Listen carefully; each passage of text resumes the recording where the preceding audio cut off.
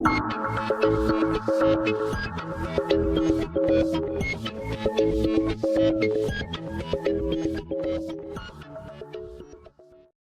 है कि कथन कह के बजाय कथन कह को यथार्थ को दर्शाता है। तो 3, 2, 1 यहाँ पे शब्द इस्तेमाल हुआ है यथार्थ। यथार्थ मतलब सत्य। सत्य क्या जो दिखा रहा है, क्या परसीव कर रहा है, ये समाज को क्या दर्शाता है। अब हमारी डिबेट का जो बर्डन है, ये डिबेट किस पे होगी? मोटिव पे होगी। क्या इस डिबेट का मोटिव, क्या मोटिव दिखा रहा है? जो वक्फ जो संशोधन है, कानून में जो अमेंडमेंट्स हुए हैं, वो क्या मोटिव, क्या समाज में दिखा रहा है। हम भारतीय बुद्धिजीवियों के सदन में बैठे हैं। भारतीय बुद्धिजीवी क्या होते हैं? जो पॉलिटिकल सिस्टम्स को समझते हैं, उसके एरिना को समझते हैं, पॉलिटिकल जो मोटिव्स है उसके पीछे के क्या कारण है, क्यों वो क्रिया हो रही है, उसको समझते हैं। अब हम लोक कल्याणकारी की बात करें। लोक कल्याणकारी क्या होता है? लोक कल्याणकारी वो होता है जो माइनॉरिटी के राइट्स को बचाने का काम करता है। माइनॉरिटी के राइट्स को बचाने का काम करता है। जो सोसाइटल रिलीजनल जो माइनॉरिटी है, उनके राइट्स की बात करता है, कम्युनिटी के राइट्स की बात करता है, वो लोक कल्याणकारी होता है। अगर उनके राइट्स को मिल जाता है, वो लोक कल्याणकारी होते हैं। अब हम बताएंगे कि वर्तमान का सदन क्या है, जो वर्तमान में है, वर्तमान में क्या चल रहा है। वर्तमान में अभी एक रूलिंग पार्टी है, रूलिंग पार्टी बीजेपी की है। अब इंडिया के भारतीय बुद्धिजीवी है, बीजेपी की पार्टी है। बीजेपी की पार्टी का वर्तमान में समझेंगे अभी परसेप्शन क्या है। 2024 में इलेक्शन आए थे, हम पास्ट में चलते हैं। 24 में इलेक्शन आए, बीजेपी को एक लग रहा था कि उसकी एक इंडिया में एक अच्छी सत्ता बनी रहेगी, लेकिन हुआ क्या? सत्ता इतनी नहीं बन पाई, उसे अलायंस का साधन लेना पड़ा। अब उसे क्या लग रहा कि अब हम बीजेपी के पास रिकॉर्ड्स में जाएंगे, बीजेपी कैसे रूल करती है। बीजेपी रूल करती है, कैसे करती है? वो रिलीजियन पॉलिटिक्स पे करती है। वो हिंदू है उनके, क्योंकि वो मेजोरिटी में है इंडिया में, तो उस पर काम उनको ज्यादा प्रोवाइड करने का काम करती है, या उनको चीजों को अपने रिलीजियन पॉलिटिक्स को बढ़ाने के लिए, उनको अट्रैक्ट करने के लिए काम करती है। अब हम 2024 में वो क्रिया नहीं हो पाई, क्यों? हिंदू के जो वोट्स है वो नहीं आ पाए थे। अब उनका क्या मानना है, या अभी क्या परसेप्शन है? परसेप्शन ये है कि उनको एक हिंदूज के वोट चाहिए, एक रिलीजनल पॉलिटिक्स चाहिए। अब हम 2024 का इलेक्शन स्थिति समझ चुके हैं। अब हम बताएंगे जो चेंजेस अमेंडमेंट हुए, उसमें क्या चेंजेस अमेंडमेंट थे। जो अभी हम उसमें पहला अमेंडमेंट जो मेन दिख रहा है, वो अमेंडमेंट ये है कि गवर्नमेंट इंटरवेंशन का बढ़ना। मतलब आपने ये जो वक्फ कानून या जो संशोधन वक्फ था, ये क्या था? माइनॉरिटी और कम्युनिटी के राइट्स को बचाने के लिए, कि मुस्लिम जो उनकी जो चीज है, उनकी कम्युनिटी राइट्स को प्रोवाइड करने के लिए। लेकिन इधर अमेंडमेंट क्या है? अमेंडमेंट है गवर्नमेंट इंटरवेंशन को बनाना। अशरफी या कम्युनिटी के जो राइट्स है, उनकी जो सत्ता है, या उनकी जो कम्युनिटी के जो राइट्स है, उनकी सत्ता को खत्म करना। मतलब गवर्नमेंट इंटरवेंशन इंक्रीजमेंट करना। गवर्नमेंट किसकी है? बीजेपी की है, राइटिस्ट विंग की पार्टी है, मेजोरिटी को सपोर्ट करते, हमने बताया अभी। अब इससे क्या हो रहा है कि लोक कल्याणकारी क्यों नहीं है? लोक कल्याणकारी इसलिए नहीं है, पहला पॉइंट, कि माइनॉरिटी राइट्स को खत्म कर रहा है। माइनॉरिटी राइट्स को कैसे खत्म कर रहा है? फंडामेंटल राइट है माइनॉरिटी। हर कम्युनिटी इंस्टीट्यूट का वर्क है। जो ये अशरफ या वक्फ बोर्ड है, ये क्या था? ये माइनॉरिटी राइट्स के लिए ही तो बना था। अब इसमें आप एक पॉलिटिकल इंटरवेंशन लाके, पॉलिटिकल इंटरवेंशन करके आप मेजोरिटी को डोमिनेट कर रहे हैं, या गवर्नमेंट का इंटरवेंशन अपने पर्सनल चीजें कल्याणकारी। अब दूसरा है फ्लो आइडेंटिफिकेशन। अब हमें अगर अमेंडमेंट करना है, तो अमेंडमेंट करने का कारण क्या है? कारण ये बता सकते हैं कि कारण ये है कि एक जो कम्युनिटी के अंदर था, उसके अंदर एक डोमिनेंस क्रिएट हो रहा था। जो ये कह रहे थे कि संशोधन क्या है? अशरफी या कम्युनिटी के अंदर का डोमिनेंस क्रिएट हो रहा था। अब लेकिन फ्लो क्या था कि एक चीज का डोमिनेंस क्रिएट होना। अमेंडमेंट में क्या कर रहे हैं? अब गवर्नमेंट इंटरवेंशन को इंक्लूड कर रहे हैं, मतलब उधर से एक और डोमिनेंस क्रिएट हो गया, क्योंकि गवर्नमेंट अलग पार्टी की है। अब अगर आपका सॉल्यूशन ये लोक कल्याणकारी होना था, तो आपको कम्युनिटल राइट्स को बचाने रखने के लिए कम्युनिटल सुविधा देनी थी, कि उनके अंदर इक्वलिटी की भावना हो, या डिसीजन मेकिंग में उनमें इक्वलिटी की हो। अब तीसरा क्या है? परसेप्शन का खेल है। परसेप्शन का खेल कैसे है कि हम भारतीय बुद्धिजीवी है, हम जनता को क्या परसेप्शन क्या क्रिएट कर रहे हैं समाज में, वो दिखाता है। अभी जो करंट सिनेरियो है, करंट सिनेरियो कैसे है कि अभी मुस्लिम हिंदू का डोमिनेंस है। बीजेपी कैसी विंग पार्टी है? बीजेपी विंग पार्टी है कि वो जो हिंदू है, हिंदू को सांप्रदायिकता कैसे हिंदू के फेवर में है। अब ये प्रिसीव कर रहा है, ये जो पॉलिसी, ये अमेंडमेंट प्रिसीव कर रहा है कि गवर्नमेंट इंटरवेंशन है, कि हमारे जो हिंदू के जो रिप्रेजेंटेटिव है, बीजेपी को मान रहे हैं, वो हमारे कैसे जो मुस्लिम्स के जो राइट्स है, उसमें भी वो कैसे इंटरवेंशन कर रहे हैं, और कैसे, क्योंकि जो ये बता रहे थे कि जो बता रहे थे जैसे कि इसमें जो वक्फ बोर्ड होता है, इसमें क्या होता है, जो लैंड राइट्स है उनकी बात की जाती है। जब लैंड राइट्स की बात की जाती है तो इसमें क्या होता है कि डिसीजन मेकिंग दिया जाता है। डिसीजन मेकिंग में अगर इस तरीके से गवर्नमेंट इंटरवेंशन होगा अब गवर्नमेंट इंटरवेंशन होगा तब जब सॉल्यूशन निकलेगा इन फ्यूचर, सॉल्यूशन क्या निकलेगा, सॉल्यूशन अगर मुस्लिम के पर्सपेक्टिव में नहीं निकलेगा तो इससे क्या परसीव हो रहा है समाज में, परसीव ये हो रहा है कि मुस्लिम जो हिंदू डोमिनेंस है वो क्रिएट हो रही है। और मोटिव क्या है आज के समाज में, वो मोटिव ये है। अब चौथा पॉइंट ये है कि सिलेक्टिव टॉपिक उठाए जा रहे हैं, क्लैशेज उठाए जा रहे हैं। क्यों ये टॉपिक उठाया जाए, वर्तमान में क्यों किया गया? रात के 1 बजे तक पार्लियामेंट में बात चल रही थी, पार्लियामेंट में काम किया जा रहा था, रात के 1 बजे सेलेक्टिव टॉपिक क्यों उठाए? क्योंकि ये जो समय है वो समय प्रकार बन गया है कि जो हम यहाँ पे बुद्धिजीवियों के सदन में बैठे हैं और मैं जानने की आवश्यकता है कि बुद्धिजीवी वो होते हैं जो जितने भी ये आते हैं और पॉलिटिकल मोटिव्स की बात करके जाते हैं। तो हम यहाँ पे बात करेंगे कि किस तरीके से अगर हम जिस बोर्ड में है अमेंडमेंट करते हैं तो हमारा जो पॉलिटिकल मोटिव है वो पूरा होता है। सबसे पहले हमारा पॉलिटिकल मोटिव है क्या? हमारा मोटिव है लोगों के लिए कार्य करना। और ये आगे बोल जाते हैं सिर्फ माइनॉरिटी राइट्स को बताना नहीं, जितने भी राइट्स है, जितने भी लोग रह रहे हैं, जितने भी लोग समाज में रह रहे हैं, उन सबके राइट्स की बात करना, उन सबका रिप्रेजेंटेशन करना जो यहाँ पे हो रहा है। अब मैं जानने की बात की कल्याणकारी का मतलब ये है कि लोगों के हित में बात करना जो डायरेक्टली लोगों को इफेक्ट करे। और इसमें माइनॉरिटीज भी आते हैं, इसमें मेजोरिटीज भी आते हैं। और इसमें जानने की आवश्यकता है कि जब हम अमेंडमेंट की बात कर रहे हैं तो कि पहले क्या था बोर्ड और अब उसमें क्या क्या चेंजेस लाए गए हैं। तो पहले हमने देखा जाता है कि जो पूरा बोर्ड था ये एज अ कर्ट फॉर्मेशन काम कर रहा था, जिसके पास अकाउंटेबिलिटी एंड ट्रांसपेरेंसी बहुत ज्यादा कम थी, जो किसी की भी चीज के प्रति अकाउंटेबल नहीं था। वही प्रॉपर्टी के यहाँ पे बहुत ज्यादा बात हो रही है कि प्रॉपर्टी उस तरह की किसने बहुत सारी जो प्रॉपर्टीज थी वो इलीगली तरीके से भी अपने पास रखी हुई थी। फिर दूसरी बात है कि यहाँ पे अमेंडमेंट क्या क्या करे जा रहे हैं। यहाँ पे अमेंडमेंट करे जा रहे हैं कि ये जो पूरा बिल है, ये जो पूरा बोर्ड है, ये कहीं ना कहीं जो यहाँ पे रिलीजियस इंस्टीट्यूशंस है उसको रजिस्टर करने की बात कर रहे हैं कि अगर कोई डोनेशन आ रहा है हमारे पास या आप किसी रिलीजियस इंस्टीट्यूशन के स्टैब्लिश हो रहा है तो उसको आप रजिस्टर करो डिस्ट्रिक्ट में जाके या किसी और बोर्ड के पास। फिर यहाँ पे रिप्रेजेंटेशन की बात आ रही है कि किस तरीके से जो पूरा बोर्ड है ये एक ही कम्युनिटी इसमें सबसे ज्यादा है, एक ही कम्युनिटी की मेजोरिटी है, तो वहाँ पे जो दूसरी कम्युनिटीज है, दूसरी रिलीजियस कम्युनिटीज है, उनकी भी मेंबरशिप की बात है, उनकी भी रिप्रेजेंटेशन की बात है। फिर दूसरी बात आती है कि किस तरीके से यहाँ पे प्रॉपर्टी का रजिस्ट्रेशन हो। फिर यहाँ पे सबसे पहले हम बात करते हैं कि हमारे प्रतिपक्ष आता है और बात करके जाते हैं कि अभी जो रूलिंग पार्टी है वो कहीं ना कहीं रिलीजियस पॉलिटिक्स करती है, जहाँ पे वो एक डिफरेंस क्रिएट करने की कोशिश करते हैं, एक मेजोरिटी जो रिलीजन है, एक माइनॉरिटी रिलीजन है। नहीं, हमारा जो प्रतिपक्ष पूरा ये assumption लेकर चल रहा है कि जो अभी जो पार्टी है वो बिल्कुल एंटी मुस्लिम है और प्रो हिंदू है, बट ऐसा नहीं है। हमें एग्जाम्पल के तौर पर देखने को मिलता है कि कई सारी ऐसी पॉलिसीज आती है, कई सारे ऐसे अमेंडमेंट्स आते हैं जो प्रो मुस्लिम्स भी होते हैं, जिसका सबसे बड़ा एग्जाम्पल हमें ट्रिपल तलाक देखने को मिलता है। तो ये जो इनका assumption है कि जो करंट पार्टी है वो पूर्णतः प्रो हिंदू है, यहीं पर समाप्त हो जाता है। फिर दूसरी बात करके आते हैं किस तरीके से यहाँ पे माइनॉरिटी राइट्स का हनन हो रहा है। तो महोदय यहाँ पे माइनॉरिटी राइट्स का हनन नहीं हो रहा है, किस प्रकार, वो मैं अपने अगले बिंदु से बताती हूँ। कि यहाँ पे जो सबसे पहले जानने की बात है कि जो बोर्ड है इसके पास रेलवेज के बाद और आर्मी के बाद सबसे ज्यादा प्रॉपर्टी देखने को मिलती है। सबसे ज्यादा प्रॉपर्टी देखने के बाद भी अगर आज हम मुस्लिम पॉपुलेशन की जो इकोनॉमिक और फाइनेंशियल स्टेट देखते हैं तो हमें देखने को मिलता है कि बहुत ज्यादा उनकी जो इकोनॉमिक और फाइनेंशियल स्टेट है वो कम है। वो कम क्यों है? क्योंकि यहाँ पे कहीं ना कहीं जो अपर मुस्लिम्स है वो कहीं ना कहीं जो प्रॉपर्टी है उसको उस पे वो कर रहे हैं, उस पर अपना प्रभुत्व जमाने की कोशिश कर रहे हैं, जिससे जो लोअर मुस्लिम्स है, जो ऐसे मुस्लिम्स है जिनको रिसोर्सेज नहीं मिल रहे, जिनको फाइनेंशियल एड नहीं मिल रहा, उनके राइट्स का हनन हो रहा है। तो ऐसे में अगर ये जो जितनी भी प्रॉपर्टीज है ये आकर कहीं पे रजिस्टर होने लगेंगी तो ऐसे जो ये बोर्ड है उसके पास ट्रांसपेरेंसी बढ़ेगी, उसकी अकाउंटेबिलिटी बढ़ेगी, और जब अकाउंटेबिलिटी बढ़ेगी तब अपने आप ही लोगों का रिप्रेजेंटेशन यहाँ पे होना शुरू हो जाएगा।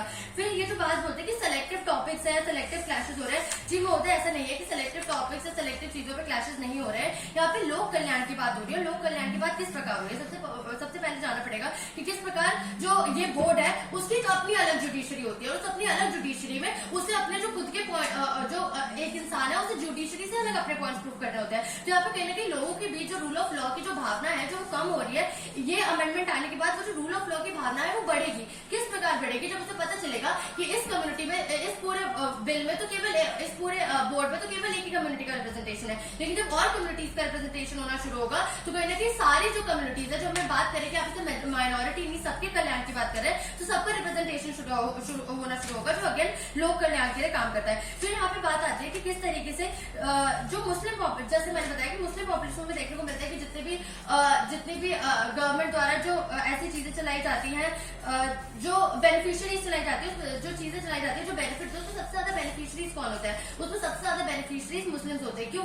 क्योंकि जो ऐसे बोर्ड्स है वो कहीं ना कहीं माइनॉर जो ऐसे मुस्लिम्स है जो फाइनेंशियली और रिसोर्सफुली आगे नहीं आ पाते, उनके राइट्स का हनन करते हैं, उनको आगे नहीं आने देते। क्योंकि हम बुद्धिजीवी और हमें जानते हैं कि हमारा जो हमारा मेन पॉइंट है वो इक्वालिटी लाना है, वो लोगों को आगे लाना है, उनको वेलफेयर करना है। तो वेलफेयर इसी प्रकार होगा जब गवर्नमेंट द्वारा इक्वालिटी की जो चीज है, जो वेलफेयर की चीज है, उसको आगे लेकर आया जाएगा और लोक कल्याण भी इसी प्रकार होगा। फिर महोदय आपकी दूसरी बात होती है कि हमने देखा है कि वक्फ द्वारा कई सारी जो कॉन्ट्रोवर्शियल प्रॉपर्टीज है उस पर भी क्लेम दिखाया गया है। कई बार वो ये भी बोल देते हैं कि पार्लियामेंट भी हमारे अंडर आता है, सुप्रीम कोर्ट भी हमारे अंडर आता है। तो इससे क्या होता है कि लोगों के बीच अगेन जो ये डिलेमा की भावना है और ये जो भावना है कि वो किस चीज पे बिलीव करे, किस चीज पे ना करे, डिलेमा कहीं ना कहीं सोसाइटी में एग्जिस्ट होने लगता है। तो जब ऐसे अमेंडमेंट्स आएंगे तो कहीं ना कहीं ट्रांसपेरेंसी और अकाउंटेबिलिटी बढ़ेगी, तो ये डिलेमा भी कम होगा। धन्यवाद। मेरे साथी आती हैं, प्रतिपक्षी साथी, तो बता के जाती हैं कि जो उनका पूरी डिबेट में मेजर 2 पॉइंट्स हैं, जिस 2 पॉइंट्स पे पूरी डिबेट करके आती है। पहली चीज रिप्रेजेंटेशन बढ़ानी चाहिए बाकी कम्युनिटीज की भी, दूसरी चीज उनका अकाउंटेबिलिटी ट्रांसपेरेंसी। दोनों चीजों पे बेसिस पे वो पूरी डिबेट करता है। जब मैं पहली चीज पकड़ता हूं, जब वो बोलते हैं कि हम इस पर्टिकुलर बोर्ड में प्रॉब्लम क्या है कि वहां पर एक कम्युनिटी का रिप्रेजेंटेशन है, उन्हें समझने की जरूरत है कि जो वक्फ बोर्ड के जो एस्टैब्लिशमेंट हुआ था वो अपने आप में किस बेसिस पे हुआ था। उसका बेसिस ये था कि जो माइनॉरिटी कम्युनिटी है, यानी कि माइनॉरिटी रिलीजियस कम्युनिटी है, मुस्लिम इस्लामिक कम्युनिटी है, उस इस्लामिक कम्युनिटी के रिप्रेजेंटेशन उस इस्लामिक कम्युनिटी के राइट्स को सिक्योर करने के लिए किया गया था। अगर अब और वो किस तरीके से निकल के आया, वो निकल के कहां से आया, वो अपने आप में कॉन्स्टिट्यूशन जो हमारे जो राइट टू रिलीजियस इंस्टीट्यूशन का मैनेजमेंट है, वो जो हमने दिया है माइनॉरिटी रिलीजियस को, ताकि वो अपने रिलीजियस इंस्टीट्यूशन को अच्छे से मैनेज कर सके, उनको इस तरीके की ऑटोनॉमी दी गई थी कॉन्स्टिट्यूशन के द्वारा। वो कॉन्स्टिट्यूशन के द्वारा जब उस ऑटोनॉमी का यूटिलाइजेशन वहां पर हुआ था, उस यूटिलाइजेशन के बेसिस पर वक्फ बोर्ड जैसी चीजें वहां पर आई थी। वो आई ही स्पेशली उस जो माइनॉरिटी कम्युनिटी थी उसके लिए थी। अब आप क्या कर रहे हैं, उस अमेंडमेंट बिल के थ्रू जब उन्होंने बार बार ये बात बोली है कि आप दूसरे रिलीजियस कम्युनिटीज को उस वक्फ बोर्ड में आप रिप्रेजेंटेशन देंगे, उसके दूसरे कम्युनिटीज को वहां पर आप उस चीज को उसका स्टेक होल्डर बना देंगे, तो इससे प्रॉब्लम क्या निकल के आएगी? उससे प्रॉब्लम ये निकल के आएगी कि उस पर्टिकुलर माइनॉरिटी का जो राइट था, उस पर्टिकुलर माइनॉरिटी के राइट का हनन होगा। अब ये अपने आप में पॉलिटिकली, या फिर जो उन्होंने स्टार्टिंग बोला कि सबके राइट्स की बात करेंगे, किस प्रकार से पॉलिटिकल मोटिवेशन का उनका मतलब है सबके राइट्स की बात करना। हमने बताया था जो मेरे साथी ने बताया था कि क्या है पॉलिटिकल मोटिवेशन, क्या होता है किसी भी व्यक्ति के पीछे, किसी भी जो इशू है उसके पीछे मोटिवेशन क्या होता है।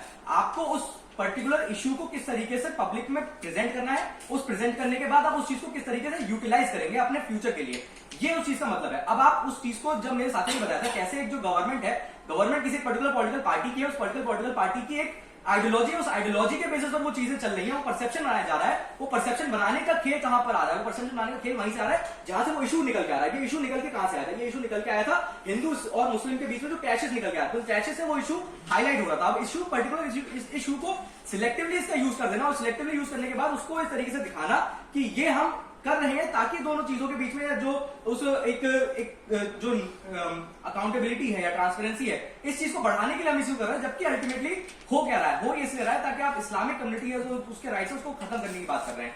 दूसरी चीज यहाँ पर निकल के आती है, उन्होंने बोला कि जो मेन चीज जो है कि जो इस्लामिक जो वक्फ है उसमें सबसे ज्यादा उसका प्रॉपर्टी है, लेकिन उसमें सबसे कम डेवलपमेंट है। यहाँ पर स्ट्रक्चरल फ्लॉज है। स्ट्रक्चरल फ्लॉज को चेंज करने का मतलब क्या है? आप उस स्ट्रक्चरल फ्लॉज में अंदर से उस चीज को निकाल के लाएंगे, ना कि उस चीज को परसेप्शन नहीं दिखाएंगे कि आप किसी माइनॉरिटी। यहाँ पर दोनों चीजों में डिफरेंसेस है। हाँ, उन्होंने बोला कि किस प्रकार से जो स्ट्रक्चरल फ्लॉज थे कि आप उस वक्फ की प्रॉपर्टी को किस तरीके से आप यूज कर रहे हैं, उस यूटिलाइजेशन में प्रॉब्लम है, लेकिन उस यूटिलाइजेशन की प्रोसेस का क्या उसको सोल्यूशन होगा? आप उसको सोल्यूशन के लिए आप उसकी ऑटोनॉमी को नहीं छीन सकते। आप रिलीजियस कम्युनिटी की ऑटोनॉमी को, आप उस पर्टिकुलर इंस्टीट्यूशन की ऑटोनॉमी को नहीं छीन सकते। आप उस ऑटोनॉमी को बनाए रखते हुए वहां पर कुछ ऐसे सॉल्यूशंस लाने पड़ेंगे जो कि उस चीज को, उस ऑटोनॉमी को बनाए रखें। यहाँ पर मेन प्रॉब्लम क्या आ रही है? उस ऑटोनॉमी को खत्म किया जा रहा है। उस ऑटोनॉमी को खत्म करते हुए ये दिखाया जा रहा है कि आप कैसे उस पर्टिकुलर क्लैश को बढ़ावा दिया जा रहा है। उन्होंने बोला कि जो मेन चीज है, बीजेपी जो प्रो मुस्लिम पार्टी है, किस तरीके से उन्होंने तलाक ट्रिपल तलाक का एग्जाम्पल दिया। ये चीज कैसे उस पर्टिकुलर आइडिया को कैसे काउंटर कर रही है? जो बीजेपी की लगातार स्टार्टिंग से जो आइडियोलॉजी चली आ रही है कि हम एक पर्टिकुलर हिंदुत्व की आइडियोलॉजी को लेकर आगे बढ़ेंगे, और उस चीज को आगे लेकर जब उन्होंने उस चीज को ट्रिपल तलाक जैसे कानून जब उन्होंने लेके आया, तो उससे क्या हुआ? उससे वहां पर दिखाया गया कि हम प्रो मुस्लिम है। उससे क्या हुआ? उनको 2024 वाले इलेक्शन को नुकसान हुआ। इस पर्टिकुलर आइडेंटिटी को कैंसिल आउट करने के लिए वहां पर ये जो वक्फ बोर्ड वाला मुद्दा था, इसको उठाया गया। डिबेट यहाँ पर यह है कि उस मुद्दे को उठाया ही क्यों गया? जैसे मेरे साथी ने बताया था, सिलेक्टिव टॉपिक्स को यूज किया गया, यानी कि अगर एक पर्टिकुलर कम्युनिटी में जो बाकी इश्यूज है, इंटरनल जो इश्यूज है, उन इंटरनल इश्यूज में रिफॉर्म्स की बजाय आपने एक पर्टिकुलर मुद्दा उठाया जहां पर सबसे ज्यादा हिंदू मुसलमान का क्लैश था, यानी कि वो अपने आप में दिखाया जा रहा है कि वो पर्टिकुलरली कम्युनल पॉलिटिक्स के थ्रू मोटिवेटेड फैक्टर है, और उस मोटिवेशन की वजह से क्या हो रहा है? उस मोटिवेशन से आप फ्यूचर में अपने उस इलेक्शन को, उस चीज को यूज करेंगे, उस परसेप्शन को बनाकर आप फ्यूचर में आकर उस चीज को यूज करेंगे। उन्होंने बोला कि मुस्लिम में सबसे ज्यादा, हाँ यहाँ पर एक कॉन्ट्रडिक्शन हाईलाइट कर दूं, जब उन्होंने बोला कि इस्लामिक कम्युनिटी का सबसे लो डेवलपमेंट है, लेकिन गवर्नमेंट पॉलिसीज का सबसे ज्यादा जो फायदा उठाती है, बेनिफिशियरी है, वो इस्लामिक कम्युनिटी है। दोनों चीजें आपस में कैसे कॉन्ट्रडिक्टरी है? जब आप बोलते हैं कि इस्लामिक कम्युनिटी में भी कुछ चीजें जो हायरार्की है कि केवल अपर क्लास जो मुस्लिम्स है उनका फायदा हो रहा है, तो जो अगर सबसे ज्यादा बेनिफिशियरी उठा रही है, तो मतलब आप पूरी एज अ होल कम्युनिटी को आप उठाने की बात कर रहे हैं, एज अ होल कम्युनिटी उस चीज को फायदा उठा रही है, बेनिफिशियरी बन रही है, तो वहां पर आप कैसे साबित कर पा रहे हैं कि केवल अपर कम्युनिटी उस चीज को फायदा उठा रही है? उन्होंने बोला कि जो अकाउंटेबिलिटी है, ट्रांसपेरेंसी, किसी तरीके की कोई रीजनिंग नहीं आती है कैसे। अगर उन्होंने बोला अमेंडमेंट के बाद क्या होगा, रजिस्ट्रेशन होगा, और रजिस्ट्रेशन आप एक पर्टिकुलर जो प्रॉपर्टी, उस प्रॉपर्टी का बस रजिस्ट्रेशन कर देंगे, नहीं। इसमें मेन प्रॉब्लम क्या है कि आप उस वक्त बोर्ड में गवर्नमेंट जो अथॉरिटी थी, उस गवर्नमेंट अथॉरिटी को आप इंटरवीन कर पा रहे हैं। आप उस चीज को अमेंडमेंट के साथ, रजिस्ट्रेशन के साथ क्या कर रहे हैं, आप उस वक्त कम्युनिटी में, जैसा मेरे साथी ने बताया था कि आप उस चीज को डिजिटलाइज करेंगे, आप उस चीज को डिजिटलाइज करने के बाद क्या कर रहे हैं, आप उस डिजिटलाइज करने के बाद आप उसमें गवर्नमेंट के पास उस डेटा को एनालाइज करने के लिए भेज रहे हैं, और जो ऑटोनॉमी थी उस ऑटोनॉमी को छीनने का ट्राई कर रहे हैं। जो ऑटोनॉमी को छीनने की वजह से क्या हो रहा है, अल्टीमेटली जो राइट्स है उस राइट्स का आनंद हो रहा है। धन्यवाद।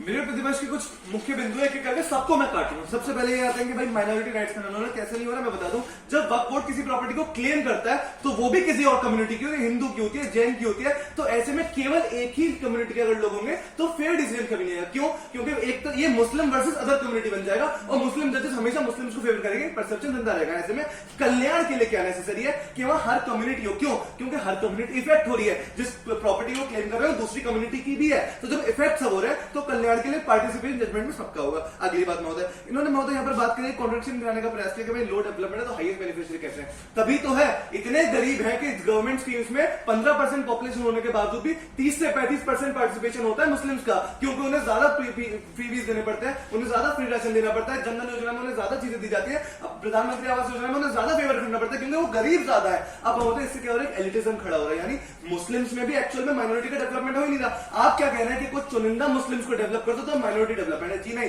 ये माइनॉरिटी डेवलपमेंट है ही नहीं। और आप क्या कह रहे हैं, कुछ चुनिंदा एलिट मुस्लिम्स को अगर हमने हटा दिया, उनके एलिटिज्म को हटा दिया तो एंटी माइनॉरिटी? जी नहीं, ये प्रो माइनॉरिटी मूव है, बिल्कुल 3 तलाक की तरह, क्योंकि आप ग्रास रूट लेवल का जो मुस्लिम है उसके सशक्त करने की बात कर रहे हैं। इसके बाद महोदय समझना होगा, इन्होंने महोदय बताया कि भाई एक इनकी तरफ से एक बहुत बड़ा ब्लंडर है इनका, भाई स्ट्रक्चरल फ्लॉ है, आप सोल्यूशन दीजिए।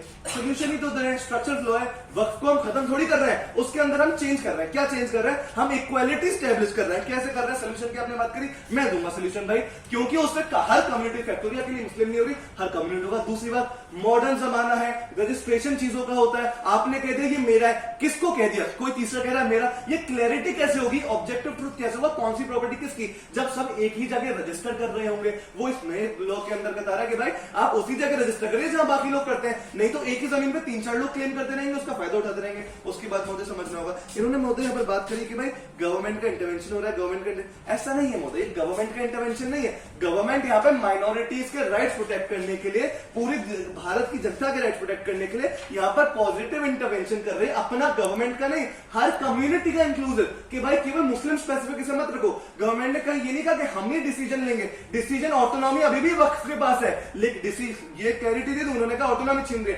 ऑटोनॉमी वक्फ की है, लेकिन डिसीजन लेने वालों में नए लोग आ जाएंगे, कुछ नए एडिशन हो जाएंगे जो अलग अलग कम्युनिटी के होंगे, हर कम्युनिटी का रिप्रेजेंटेशन होगा, क्योंकि हर community at the end of the day effect हो रही है। एक पॉइंट इसका काउंटर नहीं है कि भाई वक्फ में ऐसी ऐसी चीजों को कर रखा है, पार्लियामेंट भी हमारा, सुप्रीम कोर्ट भी हमारा, अब करंट व्यवस्था के हिसाब से सुप्रीम कोर्ट को वक्फ के कोर्ट में जाना पड़ेगा और सुप्रीम कोर्ट को उस कोर्ट में साबित करना पड़ेगा कि सुप्रीम कोर्ट का है। इसका काउंटर क्या है? ये सॉल्व कैसे होगा? सॉल्व तभी होगा जब हम एक यूनानिमस तरीका निकालेंगे, भाई कौन किसी चीज किसकी है, एक जगह रजिस्टर होगा। अंत में महोदय इस मॉडर्नाइजेशन के जमाने में डिजिटलाइजेशन का विरोध कर जाते हैं। क्यों कर जाते हैं भाई? उससे तो क्लैरिटी आती है, कोई ट्रांसपेरेंसी आती है, तो किसी भी तरह का भ्रष्टाचार रोका जा सकता है। तो आप क्या भ्रष्टाचार का समर्थन करना चाहते हैं? आप इस क्लैरिटी को नहीं आने देना चाहते, स्पष्ट करके जाइए। इसके बाद महोदय इन्होंने महोदय यहाँ पर बात करी कि भाई हिंदू मुस्लिम क्लैश से ये चीज ओरिजिनेटली समझने वाली बात है। कोई भी चीज प्रो मुस्लिम है, एंटी मुस्लिम है, जज कैसे होगा? उसके असर पे होगा ना भाई। जब हम साफ तौर पर बता रहे हैं कि इतने गरीब मुस्लिम है, उनके साथ इक्वालिटी नहीं हो रही, तो एक तरह से ये मुस्लिम्स के समर्थन में ज्यादा है, हिंदुओं के में कम है, बाकी कम्युनिटी कम इफेक्ट होंगी, मुस्लिम ज्यादा होंगे। आप जब ये कह रहे हैं कि भाई 3 तलाक का उन्हें असर देखने को मिला, ऐसा नहीं है महोदय। अगर आप देखें 3 तलाक के बाद मुस्लिम जमाने में बीजेपी की लहर बढ़ी, यानी जो वो इंटेंट कर रहे थे उनको मिला। ऐसे लोग और ऐसे मूव ला रहे हैं जो प्रो मुस्लिम हो, जो ग्रास रूट मुस्लिम है, उसको सपोर्ट कर पाए। इसके बाद महोदय जो मेरी बातें यहाँ पे बताती गई थी कि भाई जब अगर ट्रांसपेरेंसी होगी और अकाउंटेबिलिटी आएगी तो आपको अपने डिसीजन को जस्टिफाई करना पड़ेगा। जैसे अभी करंट सिस्टम क्या है, वक्त ने कह दिया ये मेरा है, अब ये प्रूफ ऑफ बर्डन अगले व्यक्ति पे जिसका वो घर है कि ये मेरा ही घर है, वो भी वक्त के कोर्ट में, वो भी जहां मुस्लिम ही जज है, उसी कम्युनिटी के जज है, तो वो क्यों उसको एक्सेप्ट करेंगे? वो ये इक्वालिटी आने के देंगे। जब आप कॉन्स्टिट्यूशन की बात करते हैं, कॉन्स्टिट्यूशन की मैं भी बात करता हूँ, फंडामेंटल राइट की मैं भी बात करता हूँ, मैं इक्वालिटी की बात करूंगा, बेसिक स्ट्रक्चर की बात करूंगा, और जो आप ऑटोनॉमी छीनने की बात कर रहे हैं, ऑटोनॉमी नहीं छीन रहे, ऑटोनॉमस अभी भी है, फेयर तरीके से ऑटोनॉमस है, फेयरनेस ऐड करी जा रही। ऑटोनॉमस वो वर्ड आज भी रहेगी, कल भी रहेगी, लेकिन कोई जमीन उनकी है कि नहीं है ये सही बात में फेयरली पता करेंगे। इसके बाद महोदय इन्होंने महोदय यहाँ पर जो हमने बात करी कि भाई ना केवल कंट्रोवर्शियल बल्कि इलीगल प्रॉपर्टीज भी क्लेम करी हुई है जिन्हें एलिट मुस्लिम्स यूज कर लेते हैं अपने बेनिफिट के लिए। जैसे मेरे वक्ता जो बताया गया कि भाई इलीगल प्रॉपर्टीज का मतलब क्या? उसका मतलब यही है, जैसे अतीक अहमद केस में देखा गया, वक्फ बोर्ड की प्रॉपर्टी अपने प्राइवेट यूज में भी ले रहा था क्योंकि उस एलिट मुस्लिम क्लास में आ रहा है। तो जो इलीगल यूज का कौन वो है, वो भी इनकी तरफ से कोई काउंटर नहीं है कि भाई इलीगली कुछ ही मुस्लिम यूज कर रहे हैं, होलिस्टिक मुस्लिम डेवलपमेंट हो ही नहीं रहा है। तो इससे क्या होगा महोदय, इनहेरेंटली मुस्लिम पॉपुलेशन का as a whole holistic development हो पाएगा। इसके अलावा महोदय इन्होंने महोदय यहाँ पर बात करी इस्लाम के राइट्स की। भाई इस्लाम का राइट्स इक्वालिटी के विरुद्ध अगर जाएगा तो उसमें कॉम्प्रोमाइज करना पड़ जाएगा। जैसे हमने 3 तलाक के केस में देखा, रूल ऑफ लॉ को स्टैब्लिश करने के लिए, देश में कल्याण स्टैब्लिश करने के लिए अगर कोई चीज इक्वालिटी के अगेंस्ट जारी होगी तो हमें बिल्कुल मानना पड़ेगा इक्वालिटी को।